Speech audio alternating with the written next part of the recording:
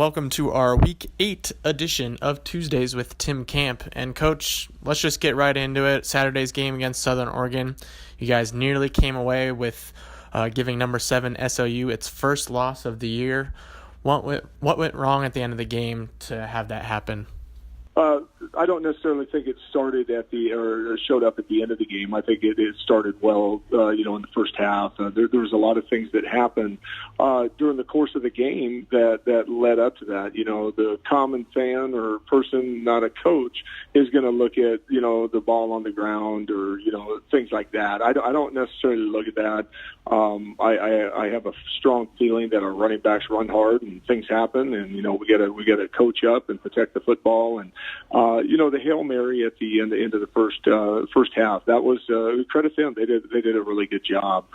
We need to be able to defend that better. We were in the correct defense. I learned from the Baker game not to be in press man and do those type of things. But at the same time, the ball didn't bounce our way that time, and credit Southern Oregon. They were able to capitalize on that. We've been in Southern Oregon shoes before, where we've been able to throw it up at halftime and be able to make something happen. So, but coming out, I thought coming out in the second half, I thought our kids were playing hard. I thought our defense played well, all game. You take a couple big plays away, and if you're in enough man coverage, that's going to happen to you. If you're a defensive back, you got to have the shortest memory in the world. And those type of things happen. Now we got to be able to rebound from those type of things and be able to go out and play. And but at the same time, I believe that again, our kids played hard. We had the game in hand. What we didn't do is what we didn't finish. I talked about the kids giving me 444 seconds of all-out effort, and I think we left about 111 seconds out there. The average football game is about 75 to 78 plays a game, and all of a sudden, you're playing 6 to 7 seconds. You do the math. You need to be able to finish games, and again, that starts with me. I gotta be better. And we're going to continue to work hard with these guys and continue to have correctable moments. But at the same time, it's Southern Oregon, Eastern Oregon. Anything can happen, and it just didn't happen for the good guys this time. But I really believe that our kids played hard, and the only thing we didn't do is we left about 111 seconds out there where we didn't finish. Yeah, after a tough loss, what did you say to the team after the game? Just, how do you move forward from that game? Well, that's easy. I mean, you get to play more football. We still have opportunity to have a winning football season here at Eastern. And put everything away. It's out on the table for us now. We control everything.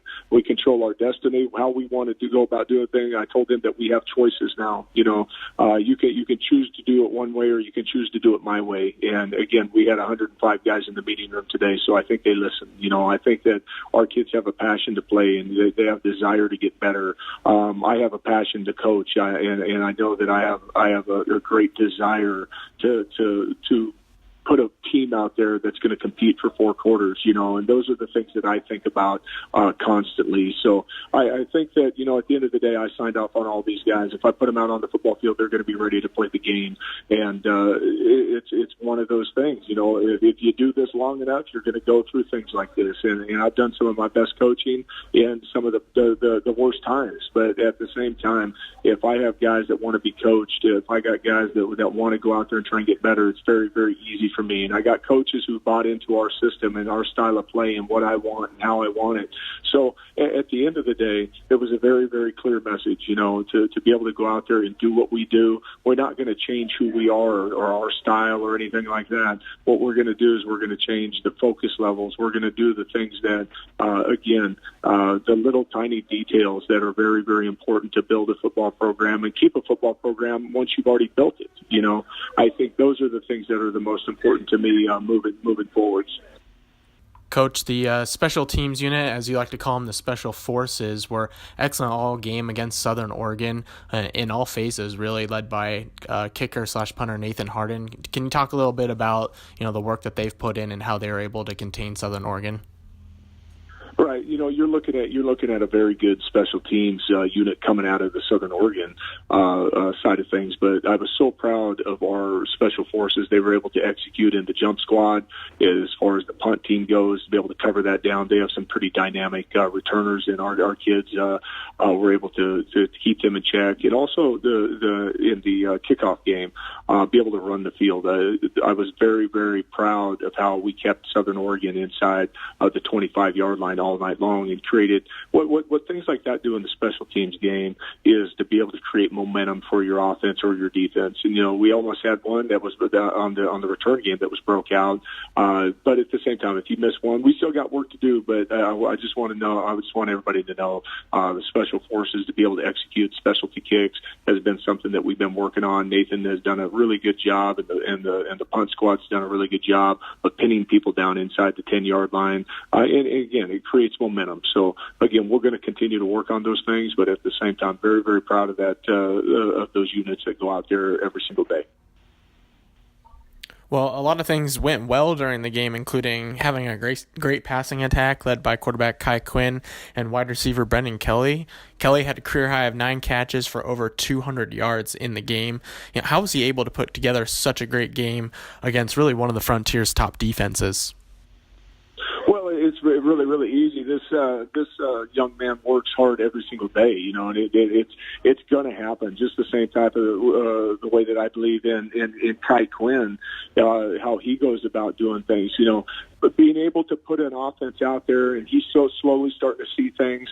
Brenden works extremely hard, so those things are going to be able to marry up. And we've had offense all over the field. The issue, I believe, has been the ability to take it all in and be able to focus on it and be able to complete the passes to a playmaker like Brenden. And you got Calvin Connors, you got a bunch of guys out there who sometimes a young quarterback's not going to be able to see. But at the same time, you got a guy like in Brenden Kelly who just goes out and works every single day, and it's bound to happen. And again, we had over 500 yards of total offense, or close to 500 yards total offense. That's a standard here. I'm not shocked that happened. That's expected here. And again, to be able to put a complete game together and watch that drive at the very, very end.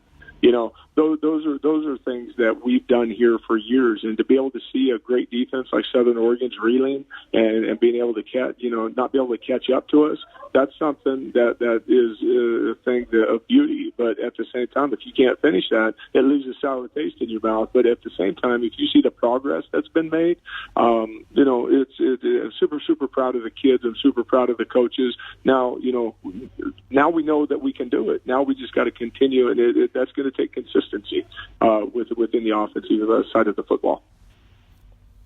Well, this week you face Montana Western for the second time this season after defeating them 27-24 on September 10th here at home.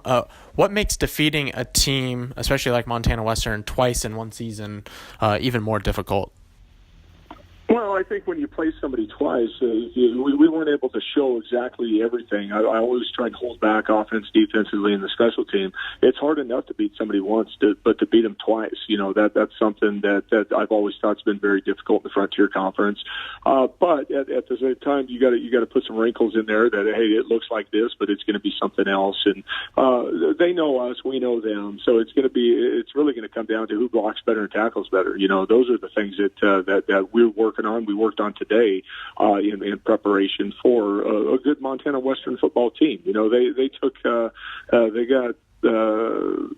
took a hard game this last week, just the same way that we did, so they're going to be able to come back and play us and be able to hopefully go out there, and they're going to try and win the game just like we are. So it's going to be one of those Frontier Conference games. The identity is now who's going to play better, who's going to value the football, who's going to make the plays when the plays are there to be made.